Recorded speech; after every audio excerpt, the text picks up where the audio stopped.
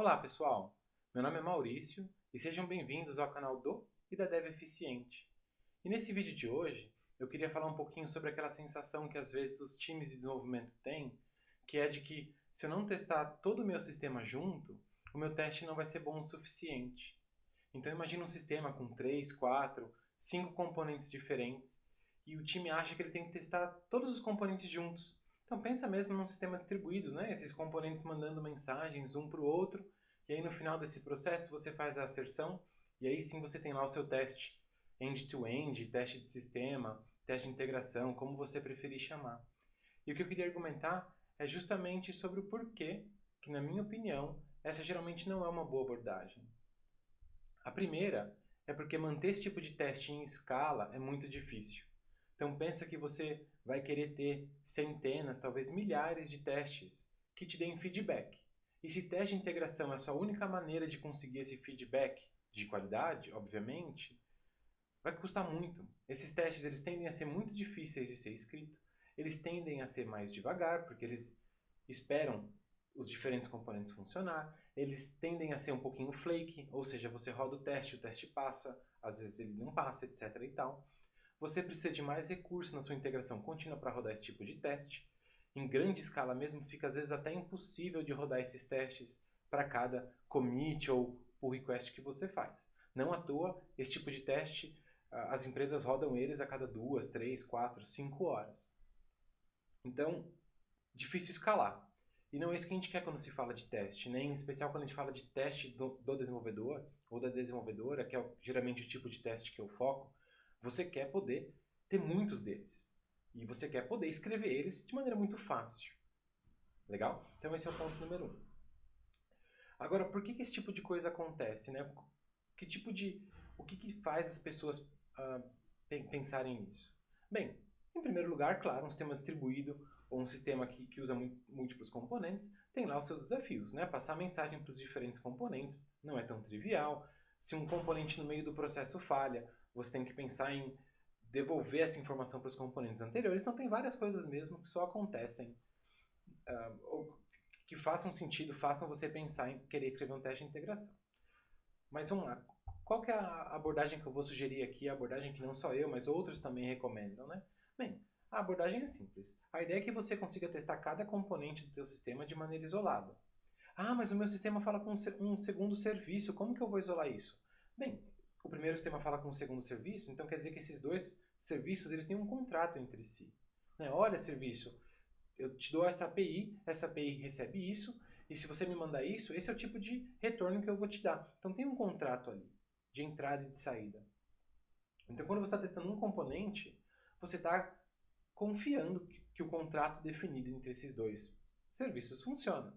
E se você confia um pouquinho nesse contrato, isso te dá a permissão, a habilidade de mocar esse segundo serviço.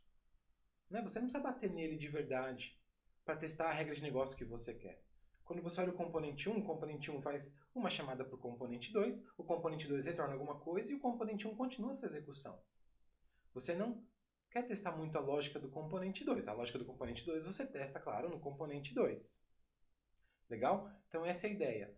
Você testar cada componente e mocar o componente que é difícil de testar junto. Geralmente são componentes que falam pela web, né? Aqui eu não estou falando de testar 2 ou 3 classes juntas. Eu estou pensando em componentes que são realmente separados e um pouquinho mais difíceis de testar. Tá legal? Então vamos lá. Você tem um contrato, você confia nesse contrato, você moca, e aí você mocou, tudo ficou mais fácil. Você consegue exercitar o componente 1 das várias maneiras com que você quiser. Você consegue exercitar esse componente 1 e ver como que ele se comporta caso o componente 2 falhe. Porque agora ficou fácil. Você pode fazer o componente 2 responder qualquer coisa para você numa linha de código. Porque você está mocando. Ah, mas e aí como que eu faço para testar aquelas outras coisas que acontecem em sistemas distribuídos e se a mensagem não chega, etc e tal? Se esse é um tipo de teste que você quer escrever, tudo bem. Aí você já testou o componente 1, já testou o componente 2 do ponto de vista funcional, você sabe que as regras de negócio de cada um deles funcionam, e aí você vai escrever testes para garantir que esses dois componentes falam entre si. Mas nesse teste, veja que você não vai reexercitar toda a regra de negócio complexa desses componentes. Você vai exercitar aquilo que você quer exercitar. Então, se é para garantir que a comunicação entre esses dois está funcionando, se você conseguiu ligar as coisas juntas, etc e tal, service location, sei lá mais o que a sua infraestrutura tem, aí você vai escrever 1, 2 testes para exercitar isso. Ah, eu quero saber se o meu sistema funciona se o componente 2 está fora do ar. E aí você escreve um teste para ver como isso acontece, mas você não vai testar de novo todas as regras de negócio. Então ficou um pouco mais fácil. Você ainda assim escreve testes de integração, mas agora eles são focados nos requisitos não funcionais do seu sistema. E aí a quantidade de testes vai ser provavelmente muito menor. Ah, mas, bom, tem uma grande... você assumiu uma coisa muito importante aqui, que eu confio nos contratos, né? Que o sistema 1 e o sistema 2 têm um contrato e esse contrato não muda. Com certeza. Esse é o desafio quando você passa para esse tipo de teste, né? E ainda mais em larga escala, onde provavelmente você tem 2 times diferentes desenvolvendo esses componentes diferentes. Como fazer com que, se o time B mude o contrato, o time A fique sabendo disso? E aí, né, o time decide o que acontece. Será que é o time A que tem que corrigir isso ou será que é o time B que tem que corrigir isso? Eu não vou nem entrar aqui na discussão de contract testing ou consumer driven contracts, material para outro vídeo aqui, mas o ponto é, a gente vai ter que testar esses contratos em algum momento. Tá bem? Mas esse é um outro tipo de testes que fica para o próximo vídeo. Então, o resuminho aqui. Se você está sentindo que você tem que escrever teste de integração para tudo, talvez seja porque você não está confiando muito no contrato entre os seus componentes. Então, tenta garantir que esses contratos sejam razoavelmente confiáveis para te dar um pouquinho de certeza. A gente quer conseguir escrever um monte de testes de maneira fácil. E isso não é possível se você tentar testar os seus 10 componentes juntos. Então, o trade-off razoável aqui é testar um componente e simula, moca os outros componentes. Testa cada um deles de maneira isolada.